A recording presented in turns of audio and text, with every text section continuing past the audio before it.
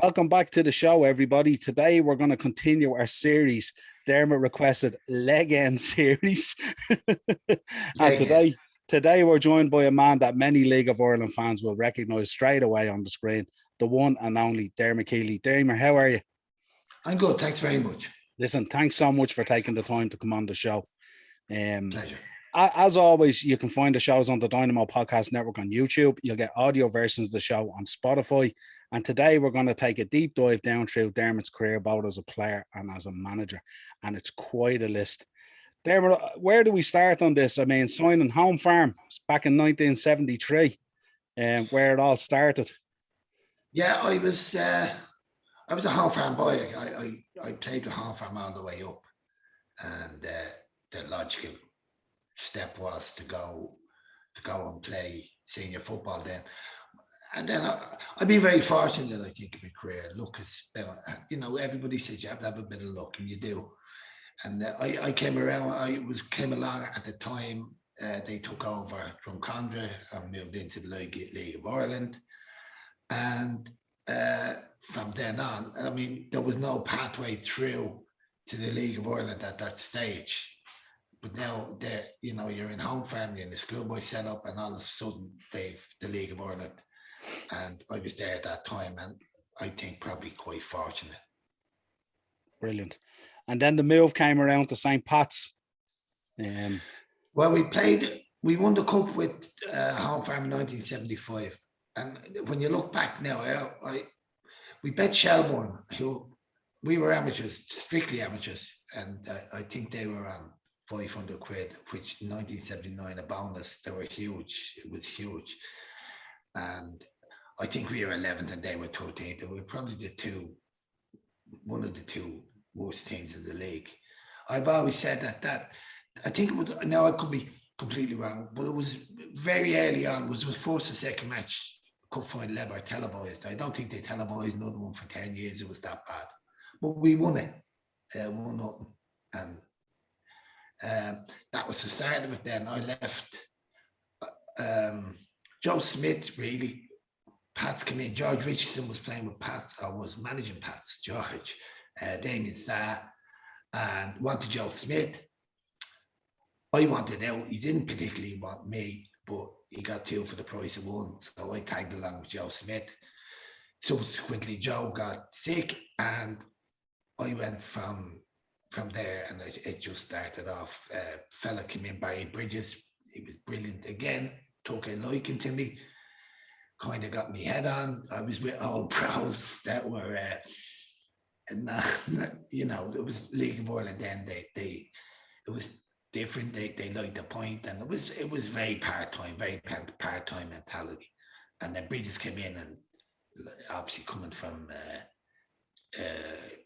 the English setup, he played with Chelsea, and he came in and really tried to professionalise the whole thing. I mean, I've said again that Home Farm as amateurs run by Dave because he were far more professional than St. Pat's at that time.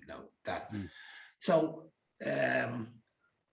lucky enough, with the standard we had, we didn't win anything. The best thing we ever did in Pats was you're on £2 for a win, a bonus.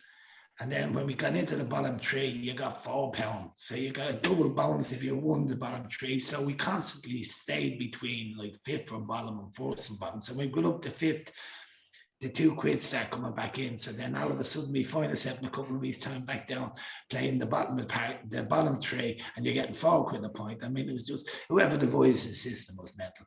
Then Bridges came in, and I think he was the starter before me. He got me talking and explained stuff to me, and I trained really, really hard, and he made me captain, and I loved it then. That was the real starting point for me. And Terry Venables was there, wasn't he? A man that our viewers would know. Yeah. Terry Venables and Alan Harris, Chopper Ron Harris's brother. Yeah. And he thought he could play centre half. He's the worst centre half I've ever seen, and I've seen some bad ones. Terry Terry Venables came in. It was at that time they were bringing over George Best and they were bringing over Bobby Charlton. The league was a joke. These boys were coming in. I played with Gordon Banks and Pats, full house. The Irish mentality, that we love. We don't love our own. We love English people. We love the English league. So Terry Venables comes in, and he obviously was a super player, and then went on later to become the manager. He wasn't bad, but he was a little fat bastard. He says he was out of shape. He was. He could get on the ball and play, but he couldn't run. And if the other joke behind him trying to play square and couldn't run either. So Venables lasted a couple of games. Harris lasted one because I told Bridges that if he played him again, I wasn't playing with him. So that was maybe once, twice, very short. But it was that, I just think that stage in the league, the money was so bad and there was no money going back into football. There was no thought about that. It was just trying to get a gate to pay the wages for the following week. We brought this circus to town, whether it be Bobby Charlton or George Best. Fair play to them, they're using their name to collect money, but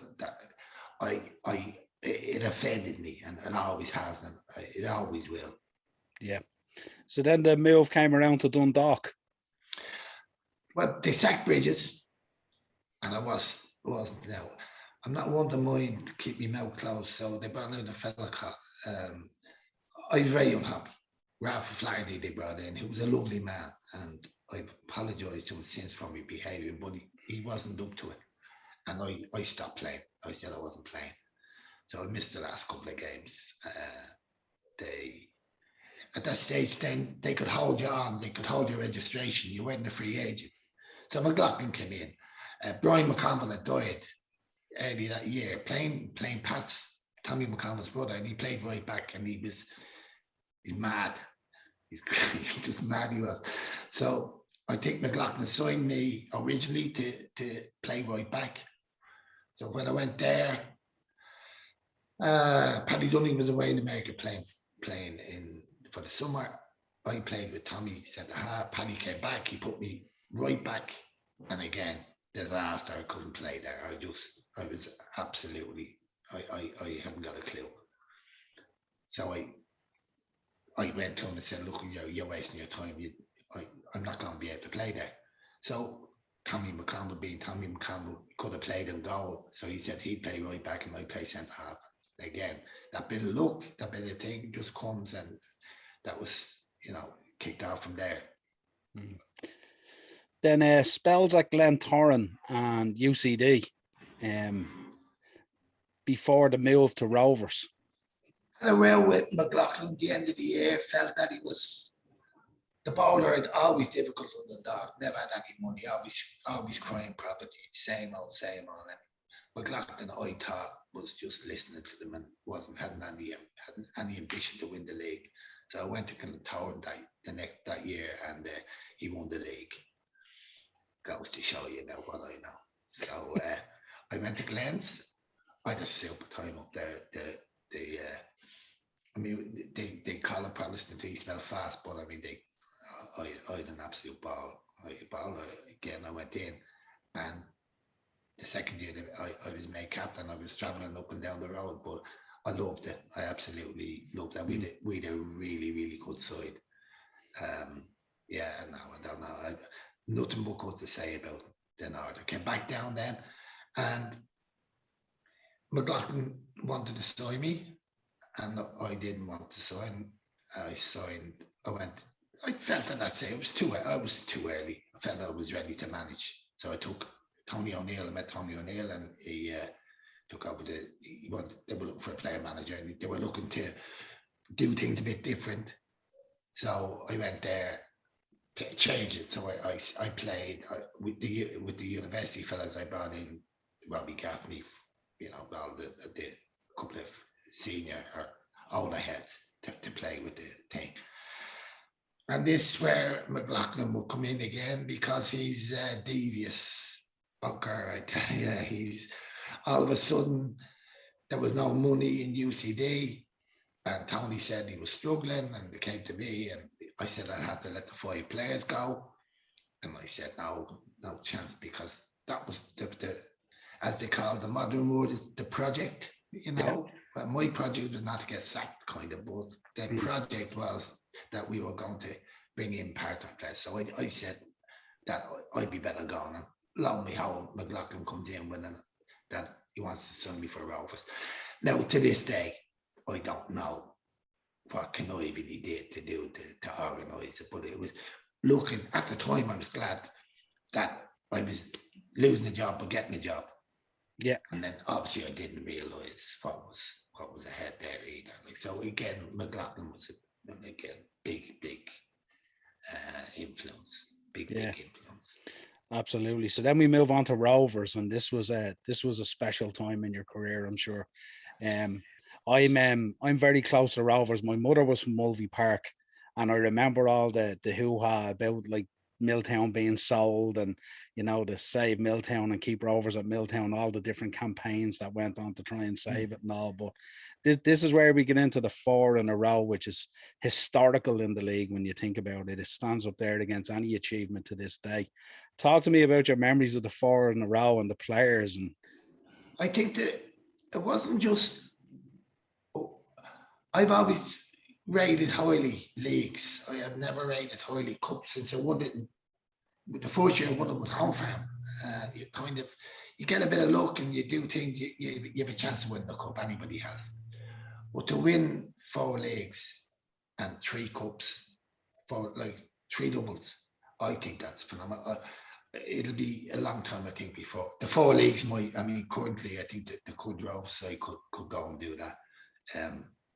But to win 3 doubles along the way and to be beaten in the final Ewan by my UCD team, which didn't stuck a bit, was fantastic. But I would have said, and maybe I'm not myself, but I always said in Rovers, on the pitch, 10 players and me, 10 footballers and me. They were fantastic. I mean, you couldn't look at a position and not see a top class player. Like, Kevin Brady, left back, Harry Kenny, right back, Jackie McDonough, Peter Eccles, centre halves, Pat Bourne. The best player, I think, with Tommy McConville, the best player that I've seen. Then you Buckley and Campbell up front, and they're replaced by Campbell and Mick Bourne, who got as many goals. Nothing seemed to phase it. And then McLaughlin left in the 3rd year, and I took over as manager. Again, I think he would have had a lot to do with that. And again, we managed to win the double that year. And then, unfortunately, and I don't cover myself with glory here, I have to say, and I know the Rovers fans don't like me for this, but I didn't like. I would now. I'm a Dundalk. I played in Dundalk. I love Dundalk, and I lived in Dundalk. And if they were to move out of Oriel Park, I wouldn't know what to do. But as you're a manager or a player, then you kind of don't really care. All I want to do, we'd won 3. I won the 4th. Well, managing, and I could see another 2 down the road. The team wasn't anyway finished. All it needed was a bit of freshen up. And I think I said things like, I don't care where they play. It's just a matter of winning the league. Because I was only interested in the players and myself. I wasn't interested in the tradition and the history. And I think most managers are the same. But again, it took them a long time to get to where they are now, and they're back now. I know that is not the home, but they're back, and they're fantastic setup. And sometimes just things happen in football. You can't. I didn't sell the ground. I didn't make a penny out. I didn't get a house when they built it. Yeah. And they destroyed a great club. Again, I don't know whether that was the plan from day one. I always think McLaughlin is so clever. I think maybe he knew something and he left a year ahead. Now, I know he went today, so there's probably overthinking. But that was a difficult time. And I think a lot of the Rovers supporters don't forgive me and never will forgive me. But sure, I would say my motives were just on the sense of winning the team, and they will now talk about the 4-in-a-row team. That, in my opinion, could have been 5 or 6-in-a-row team.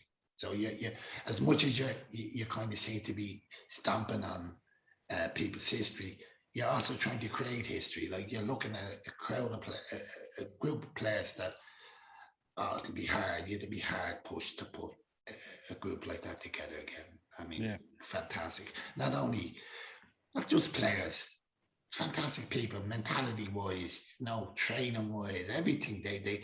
There wasn't a man, because the standards were set so high.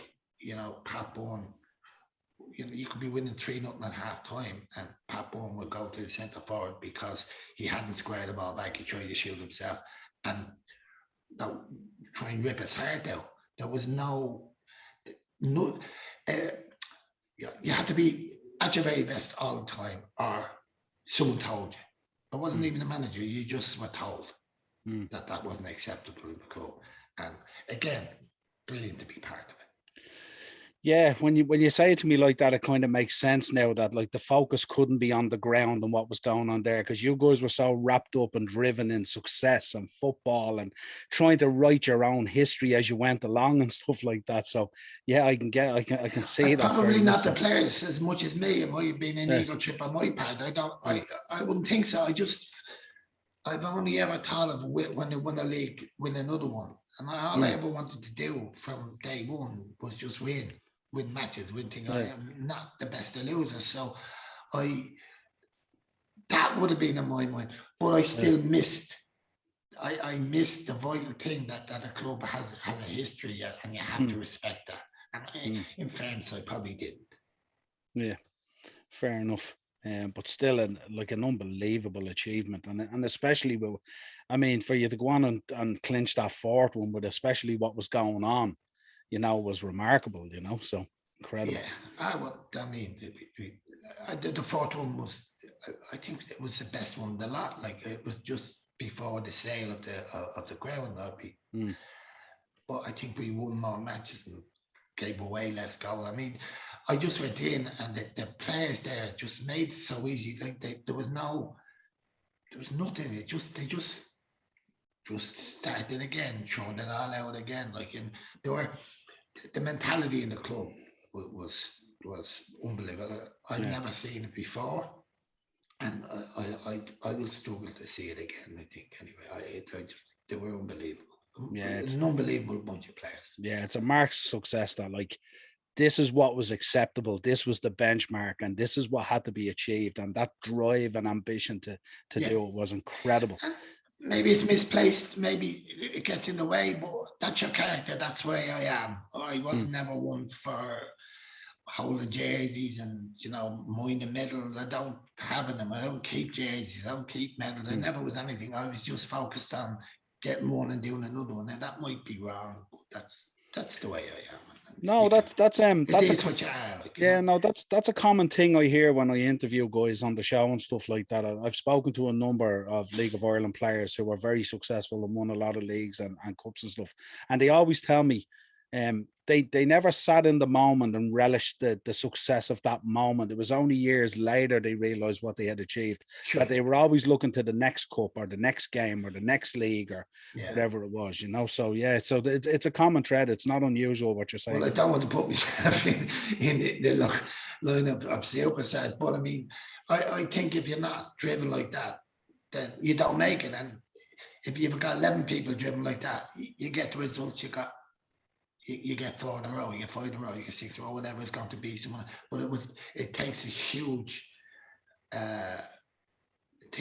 mentality to do that, to get all the players singing off the same hymn sheet all the time. Yeah. Great. Nobody was allowed to step out. Nobody was allowed to think I was better than anybody else. Yeah. When that happened, you were gone. Yeah. Because the team self wouldn't take it. Yeah. If you started acting big time Charlie, you wouldn't have been there. You were told. You were gone. Yeah, the players would have done it. Yeah, so the manager, the player would have done it. We would have sorted that out ourselves. Yeah, it was a collective push all the time. It was a team environment. Well, and you fought hard. It was before probably the era of the manager being king. I mean, McLaughlin had a great habit of signing players that he was never afraid to sign them, but had big personalities, like Pat Bourne, who's captain of Rovers. Yeah. I said probably myself, but more Noel King. He never was afraid of people with opinion, and he let them do. He let them. He could trust you to do. I mean, he would say to me, if you want, when I was captain in Dundalk, if you see something on the pitch you want to change, you change it. Yeah. Now, what manager says that to a player like, yeah? And he says, if that goes wrong, I'll back you up. Yeah. So it gives a great freedom to players. It gives them power too, like to say, well, you can do that, and I'll accept that. If it goes well, it goes well. If it doesn't go well, it doesn't go well. So it's I think it was a unique team, and I don't know whether it's a brilliant relationship to have with your players, that you give them that license and that freedom to do those things. Great confidence both ways, like. Yeah, fantastic. Yeah, but absolutely. As I said, he was different class. Yeah, I'm just going to now run down through some of the achievements or honors. I know you don't like this stuff, no. But I'm going to do it anyway, just to put a bit of perspective on this, because it's a serious list. 5 League of Ireland's, 1 with Dundalk, 4 with Rovers, 5 FAI Cups, League of Ireland Cup with Dundalk, Irish Cup at Glentoran, Gold Cup at Glentoran, Ulster Cup at Glentoran, Player of the Year with Shamrock Rovers 83-84, Personality of the Year with Shamrock Rovers 84-85, and Player of the Year with Rovers 84-85. A serious achievement as a player, like, you know. Well, you can't comment on that. You say, yeah, it was, but again, I don't know. It's enough. As I said to you, there's for someone with my ability, I tell you, I've said this so many times. We were out one of the years, 5 years ago with the Rovers lads. It was a centenary or whatever. Yeah, we were obviously not a centenary. I'm not old enough, but we were out celebrating the cup.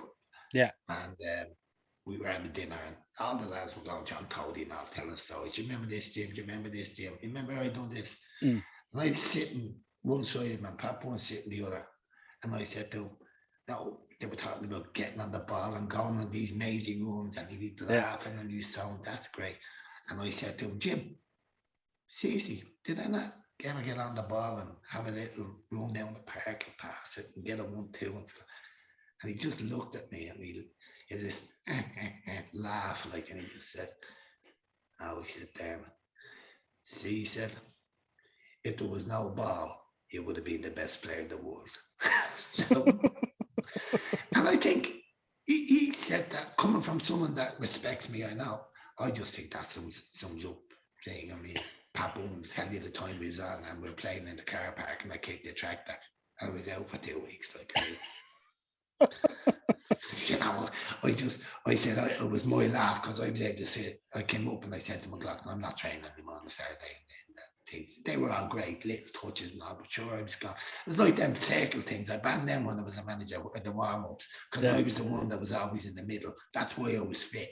I could never get it because every time I got out, someone would give me the ball and I give it back and have to go in the middle again. I hated them.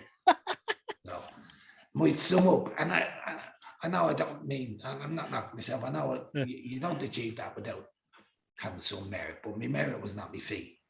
It was me brain and pace and whatever else. But it was, God love now, the feet. You know, they didn't do what they were taught. Well, they did when they were tackling, but I'd much rather just tackle everybody and not play ball at all. The football thing, trying to pass it to, as McLaren said, just pass to someone that, give it a pat ball. You know, just give it to him. And that's grand, no king. Just give it the ball. That suits me. I used to have that 3-second rule, you know. I get in my head 1, 2, 3. If someone doesn't take the ball, it's gone to a corner flag. So go in, win the ball, and just lay it off. Just lay it off. Just give it the ball. As I said, I would have 3 seconds in my head. If someone didn't give the ball, it didn't come from me. Papa would always come, or no king, or Paul Dool, any of them fellas, they'll all come get him. But if it wasn't, I used to say to the centre forward, it's gone to the corner flag. And they say, why? Because I said, I don't want to give a goal away, and they're not going to score up there. So, I mean, we'd be all tuning in. As much as you get Papa on the ball, and all the move would start. With me, they got the ball, it was either gone 5 yards in there or it was going 105 yards up there. And as I said to the boys, I don't care which one is which. But if you want to play football all the time, that's what you do. They're the rules. So this was you indirectly letting boys know where they needed to be. That if it wasn't gone in 3 seconds, that's where you needed to be. It was going into either. But that's where the ball was going. I don't care whether they needed to be there or not there, but that's where the ball was going. So if you're playing good football, which they would have been doing that, they can make runs for Pat Bourne to pick it out and all that. They're intelligent, they're top class players. They can also count. Yeah. So if they at the tree, if that's not there, it's gone into a corner. Well, you should be on your way early. I didn't care. I just wasn't caught the ball. So that was the end of me. I didn't. Football was about winning games. It wasn't about how nice you played. So, you know, the secret of sometimes is not what you can't do, not what you can, just what you can't do. I wasn't any good at that, so I didn't. Glad. Let's talk about the move into management. I know you touched on some of the player manager roles that you had there, but the full move into management. How did you find the move into management? Was it very natural with you? Did you find it fine, or was it a bit of a struggle at first? No, found it natural. Just I think I'd been managing that. You know, I was, as I said, I wasn't involved in the team. I became a play in that, but I would have been. I would have felt I was managing all the time. I mean, like when I was gone to the dock for the first time, I thought I was a better manager than Jim McLaughlin. They didn't know anything. So, you know, you learn as you go on. The man's a genius. So you say, yeah, great. But no, I liked it. It was a natural progression for me. I never felt any difficulty. Yeah, 1996 was an interesting year for managing. I think in the calendar year you managed 4 different clubs. What's your memories of 96? I would have been probably, I'd say, like a player was difficult to live with. You know that I'd say I didn't get my way, and as more than likely someone broke their word, said I didn't come up with what I asked for. I just walked it. I think once I never signed a contract. I think I signed one. I did. Sorry, with Shelbourne, but the rest of the time I didn't. I wanted to be ready to go, and I was managing sides that had a reputation for not paying players, and you know. So I mean, in Longford, I think that year I got a phone call one Saturday that said the players aren't going to be paid tomorrow. And I said, well, if the players didn't get paid tomorrow, I'm not coming down tomorrow. So, you know, you had to be strong there because they'd work on you. And I think whatever I said went. If I made a promise, I kept it. And if they made a promise, they kept it. And I'd say it's just, I don't even know that I know the year, but I don't remember straight off the bat. I don't know remember which individual. If you tell me the clubs, I'd have a reason for it. But basically, I just. I always think I had a 3-year span anyway. That 2-3 years is long enough because I push people very, very hard, and you know you can only take the same voice shouting around for some amount of time, and then it loses its appeal, and you lose sway. So I'm a kind of a 2-year man, 3-year man. I was never going to build a dynasty. Yeah. What were the kind of things that you brought into management that you would have picked up on the way as a player? What would be the key sort of characteristics that you would have brought? Organization, fitness, and a team bond. That you have to have people happy in a team for some. You know, you can't have them unhappy. So this idea of merging and people like one another, that doesn't mean you have to like everybody in the team. You obviously prefer one to another, but I think just honesty. I think just do your best. I mean, I was from that school. I did it for me to survive. I had to do my best. I couldn't take a week off because if I was down 10%, you go, Pat was down 10%. You don't even know. He's such a brilliant player. Tommy McConville. They dropped 10%. They're already at 150%, so you don't know. I dropped 10%. we get beaten. I have a nightmare. You know, I couldn't afford to do that. And it's probably a bit of a bonus as a manager because I hadn't got that. So I didn't expect it of other people, but I did expect that they trained hard, they behaved themselves and respected one another. And then I organised. Defending is the easiest thing in the world. Yeah. Scoring goals is a problem. Having a midfielder like Pat Bourne, that's a problem. You don't get them. But you can teach any forward dopes how to play a back four and a goalkeeper. It's not too hard. Yeah, I suppose being the last line of defense and being a defender as well, like if you make a mistake, it's highlighted so much more than if you make a mistake in midfield or something like that, because it is that last line of defense. Well, last line, and then I would have been the last man, the last line. So, you know, if you make a mistake, the next one was he was onto the goalkeeper. And, yeah. You know, but as I said, it's an awful lot of stuff talk now. It's not rocket science defending. It really isn't. You should be able to do it. And the people working professionally all the time now, your back four shouldn't be a problem. Look at Manchester United, I look at them and they're all over the shop, and I'm going to say how they've got coaches in there. They should be sacked. I don't know what you're getting money for, because people don't know what they're doing. And it's not hard. It really isn't hard. As I said, hard to score goals, hard to have a creative midfield player. Can't get them. But forward don't be defenders, easy. Absolutely. Let's move on into the classroom. De La Salle Churchtown. The maths and the English teacher. Talk to me about Dermot Keely, the teacher. I can't imagine rocking into that class without my homework being done. No. They loved it. I was maths, accountancy, maths, religion, and then I was very friendly with they call it remedial teacher then. He's now called special aids, but the boys I would wound up teaching weren't special needs in the sense that they came from bad backgrounds. They came from homes where you know they weren't. Half the school was posh. They played rugby. The other half came from a farm and they were like army. So I did a remedial course, and I've done that for the last 20 years. I loved it. I mean, it was fantastic. And I got a big classroom and I got an office. So I had a phone. So I was able to make the phone. And I know on the Monday mornings when the phone would ring, all the lads would just I go and say, I'm telling you now, not a word. And I'll be like, no, sir, no. And they come in and I'd just be in the door and they'd all fold the books and put them in the bag. That was the end of the class. So it was a great help. It was a great help with kids because they saw your name in the paper, and I actually, I wasn't huggable and lovable, like so. Yeah. I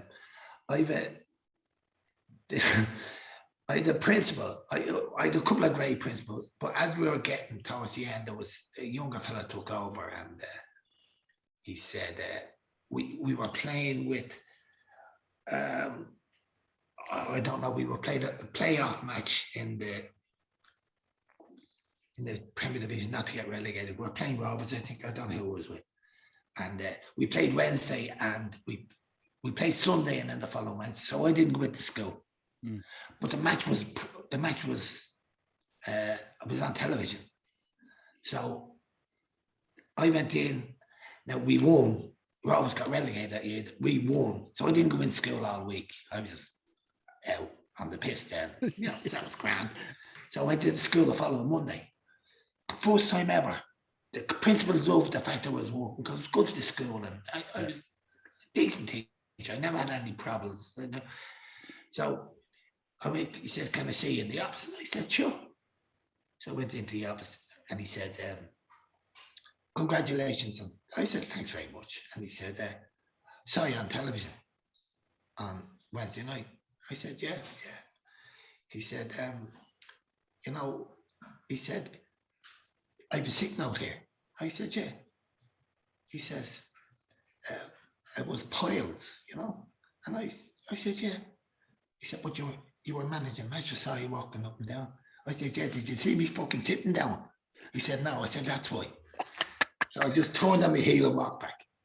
And that was the end of it. He never called me again. Never came near me again. I just end the story. So walking around there, and he would be one of the ones at my deal for your farewell deal. He said to me, "Well, he's been here 30 years, but he's been in the school 30 years, but really he was only teaching for 20 of them. So, because I was away for about the other 10 playing football." So, look, it was I took teaching originally because I wanted to be an accountant. My mate convinced me to take teaching because they said, "Damn, it's the only job in the world where you work 6 months and get paid for 12." And I said, "Yeah." But in the end, I loved it. I absolutely loved my job. And when I got the remedial thing and I got to teach the kids, I love the working class kids, I suppose you call them. Yeah.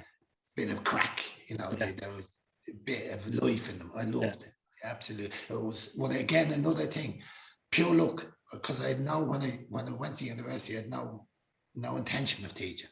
And it was only I met Pat Hoey, a friend of mine now, he's dead. But he said it to me. He was at me all the time. Like, you're mad. And I was getting more and more interested in the football anyway. And I haven't got time. If you're having an accountant, I would never got an exam. Sure, I'd never had time. I was out all the time playing football. And that's all I wanted to do. I always said I wasn't a teacher who played football. I was a footballer who taught. Yeah. And that was me. Football was always the one thing that kept everything went second to it, no matter what. It was probably brilliant at creating that bond with the students as well, because everyone was into football, Probably their parents are looking at me now saying, "Well, if you'd have taught them better, maybe he wouldn't be in jail now." So there you go. Look, come here, life takes care of itself. It does. You adapt and do it. I am what I am. I'm kind of a bubbly person, and you win the classroom. You're not taking shit from anybody. You win the adjustment. You have to not take any. They have to know that you're the boss, that you want to do it. You say to them every time you took over, remember, I'll get sacked, you won't. So just do what you're told. Yeah, absolutely. Spot on. And if you get sacked for me making a mistake, if I get sacked for making mistakes, man, I fucked up and getting sacked for you making mistakes. So there you go. Absolutely. Let's take a quick rundown through the managerial achievements. Again, I know you don't like these. 4 League of Ireland Premier Divisions, Rovers, Dundalk, and 2 with Shells. 2 FAI Cups, 1 with Rovers, 1 with Shells. A League of Ireland First Division Shield with Home Farm Everton, and Personality of the Year with Shelbourne in 2000. So again, fantastic achievements there. When we let people know, we normally let people on our social media know that you're coming on, so they send us in a few questions. So one question that comes in always, there's 3 that always come in, and they're always really the same. So the toughest player you played against, and the best player you ever played with. And I know you probably have about 5 or 10, if not more. Toughest player I ever played against was Des Kennedy. He played with Limerick, big centre half. And I used to book the emergency department before the game, playing him, because he must have broke my nose about 6 times. I was always going to, after that Limerick thing, I was always about to coming back to Dublin and go to the house and get me nose straightened. Now, if you saw me now, you'd think they didn't do a good job of straightening it. But he put it one way, and then you play him 6 months or whatever, 3 months later, and he put it the other way. He was ferocious, hands in the air. Stop. Yeah. I just couldn't get a. I competed with him. But I shouldn't have. I should have tried to play with him. But I was competing with. He'd elbows like razors. I can still remember that. All I could hear is, your nose going here or there, or 6 stitches in your head coming out with him. He's frightening. Lovely fella too. Frightening. Best player I ever played. I'd 2. I mentioned them already. I think Pat Bourne was absolutely a sensational player. And I think the fact that he won so much with Rovers, people would recognise that. Tommy McConville, I would think, not so much, because maybe he's not seen as like Pat is the 4 in a row and the 3 doubles and people. And he was the captain of the team. He was the best player in the team. He was everything. Tommy was just Tommy. Tommy wasn't the captain of the team. That he would, but you couldn't captain. But as a player with talent, he ranked to me along with Pat. Very good. There were two. I mean, for someone like me, with my ability to be able to play, to say you played with two of those people. I tell you what would always stand the test of time for me. If the modern game has changed so much now, Pat Bowen and Tommy McConnell could still play at this level. I couldn't play. I wouldn't get past the warm-up. But those boys would still be capable of playing the game now as it's played now with, you can't tackle, you can't do whatever else, and it's all about football. Those two people could. Yeah. If you put them back, whatever it meant, if you put them back to their age, they would go in and play. Yeah, that's that's the greatest compliment you can make them. Way ahead of their time. Oh, yeah, they're fantastic. I was in awe of them. Not when I was playing them, because I was always fighting with them, or they were fighting with me. But as you get older, when you look back, I would have to think. I could think about another 10 fellas that I was hard to play against. But I can't think of two more talented players. They would always be on my list. If you ask me next week about someone hard to play against, I could say Sid Wallace. Yeah. Or I could have 5 or 6 of them who were tough.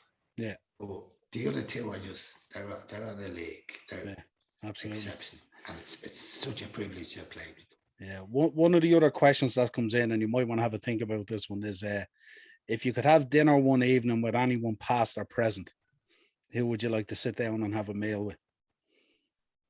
Doesn't even have to be football. It can be anyone. Jeez, I don't know. I don't know. I haven't a clue. You'd have to come back to me on that one. I don't know who. In any, I think now I would stick to football, because the other thing is now. I think Alex Ferguson. I think, and I'm not a Manchester United fan or any of that. I just what he did. I would see myself like that was temperament, but he was able to build a dynasty, whereas I was short, sharp burst. Yeah. I'd say probably. But now again, if I thought about that, I could probably say Mother Teresa, but I'd be a liar. Yeah, to spend that time at a club all that length of time and to be still so motivated and everything, absolutely. I'm sure he has some great stories and stuff. That would have to be the fact that he could keep himself. Like he would have been so into it, so passionate about it. I don't know how he kept it. But as I said to you, 2 or 3 years and I was done. I look at Bielsa now, and he's the same. He's the same as me. I don't mean that. But he's 3 years, he's gone. He'll be gone the end of this year, because he asks too much of players, of poorer players. He asks so much, and then so often he'll have worn it out. But Ferguson to come in and frighten the life out of Ryan Giggs, Paul Scott, all these really, really good players, and then to keep controlling them for that length of time. I just, if you could just sit with him, I think that'd be a pleasant evening. And he likes to drink, so you'd be grand. You wouldn't be sipping that red wine. You could guzzle a few points in the bar. Yeah, absolutely. I'm gonna round out the show. Talk to me about the son Alan, who sadly passed away in May. Give me a few words on Alan to round out the show. He was a League of Ireland player. The fact that he was a League of Ireland player says everything about him. Yeah. He was always Dermot Keely was a star. He was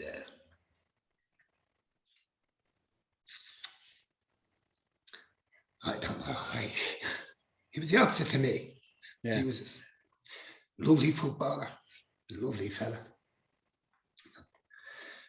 I don't think anybody besides him would have been able to play in the league with an outfit like me.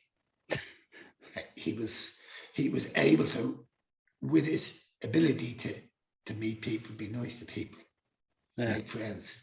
He was able to rise above the fact that his elder was a dirty bastard, and he played. He completely absent. And for him to stick up for what he was, that says everything about him. Yeah, an absolute mark. Sorry. No, absolutely no, fabulous words. I just absolutely, but I just thought I'd be remiss if I didn't let you have a few words on them. Absolutely fabulous. Well, listen, it's been an absolute pleasure having you on. As I said, we could go on for hours really talking about this, but it was an absolute pleasure to have you on, and thanks for those words at the end about Alan. It's fantastic to hear it. And look, best of luck over in Lanzarote, all the way over in Lanzarote, enjoying the sun, but it's raining there today. Yeah. Well, I'm going out now, just up the road, to meet Rocky O'Brien, who I had playing with me and played against. So I managed him and he played for me, and he's over here. We went out the other night, and we're going up now, and we'll talk another hour shite, like tell one another how good we were. So it's nice. It's nice sometimes to do it. Thank you very much. I really enjoyed it. Yeah, no, really appreciate it. So as always, you can head over to YouTube. It's the Dynamo Podcast Network on YouTube for the episodes, Spotify for audio versions of the show. This has been, I'm going to say it this time, I can't resist. It's Legends series with Dermot, Keely. I know you don't like the word, but it's not misused in this episode. Till next time. As Alan would say, legend. That's it. What he used to call me. Yeah, he said, yeah, you're the legend in the family. Yeah. Till next time, an absolute pleasure. Cheers, man. Thank you very much.